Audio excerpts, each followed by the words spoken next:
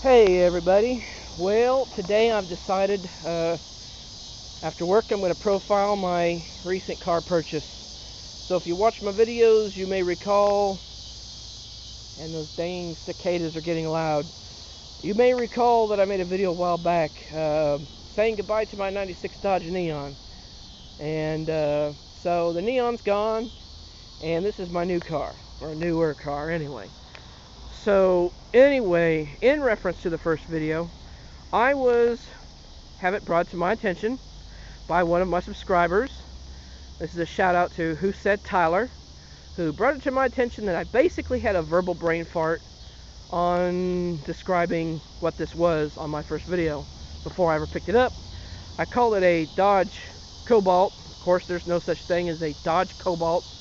There's a Chevy Cobalt and a Dodge Calaber, and the Dodge Calaber is what this is. So, all of that having been said, this is my 07 Dodge Calaber. So, the sticker on this was about 78, something like that, 7,800. Of course, before financing. Is it a perfect condition car? No. But my credit score wouldn't allow me to have what I wanted, which was a 2010-2011 Ford Focus, which was in immaculate condition with less miles, but my credit score would not allow that without a much larger down payment and or cosigner. So anyway, there's a little body defect. You can see some paint coming off of the bumper skin. There's a little paint issue there. There's a ding in the hood there, which I think I can pull that out without damaging the paint any farther. There's something there, little rust showing, which pull that headlight out of the bucket, masking tape it off around that corner, grind it down to bare steel, straighten it up a little bit, primer it, paint it.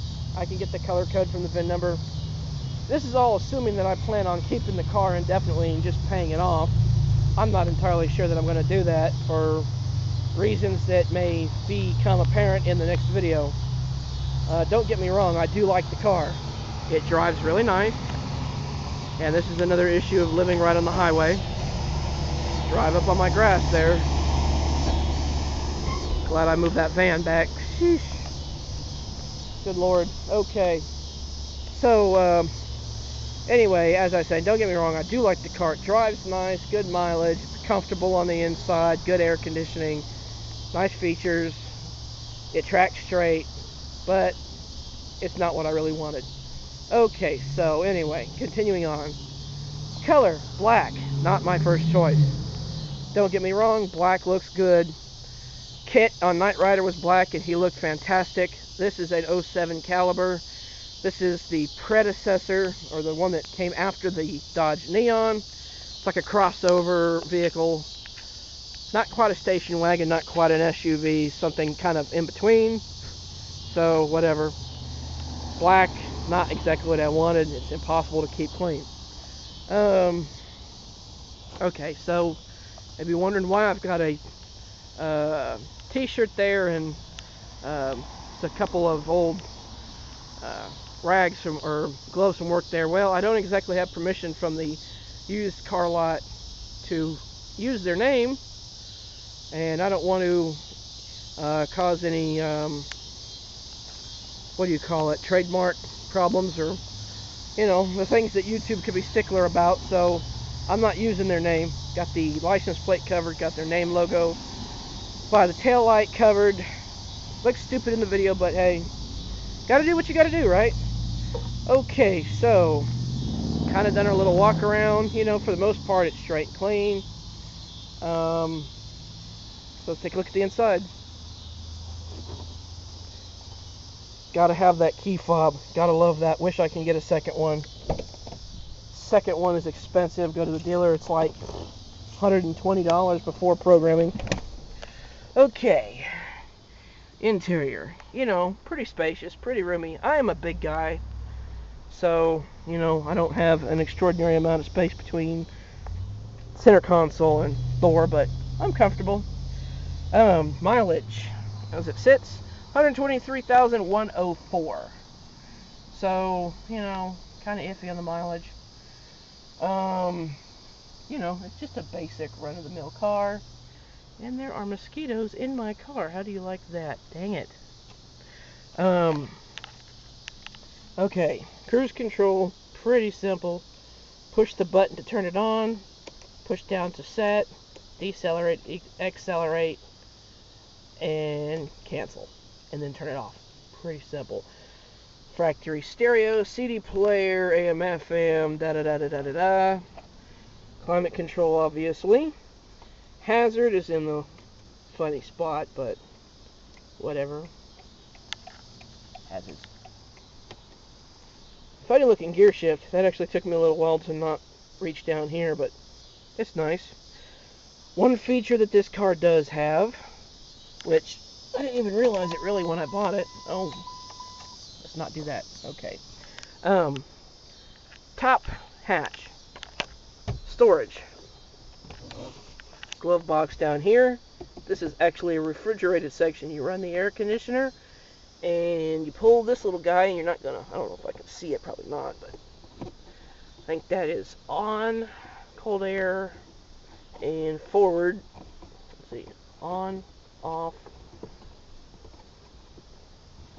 There it goes, that's off. And the other way is on. So you can put bottles of water, soda, whatever in here. Keeps everything cold for your trip. Sweet. Glove box, refrigerator, second glove box, however you want to call it. So, what else? Ashtray, brain fart, PowerPoint, right there, which I use quite a bit. And of course, these cup holders are actually illuminated. Let me see here. I don't know if you got to turn the key on. Probably. Let's see here. So the dinger won't ding me crazy. Okay, let's see. And then turn on the headlights. Well, it's too light. This little ring right here illuminates in the dark. So motor sounds good. It drives nice. I mean, it's a decent car, but tis not the car that I wanted. It isn't.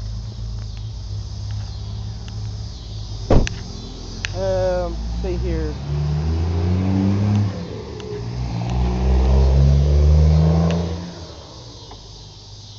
That should unlock the hatch.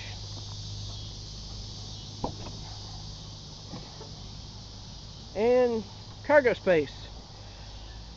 Biggest issue I have with cargo space back here, they really needed a rubber mat on this. They really did. You put a toolbox or something back here, it just slides everywhere. Of course, you got spare tire underneath and the jack beneath that. This, I guess, is a storage area. Don't know what's supposed to go there. I'm picturing like roadside kit, like roadside flares, hazard cones, maybe fix a flat, air gauge tool, whatever.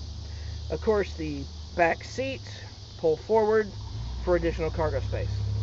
So there is that. And boom. Okay. So anyway, 07 Dodge Calaber. Oh, engine shot. Guess I overlooked that. Can't do that. Good heavens, no.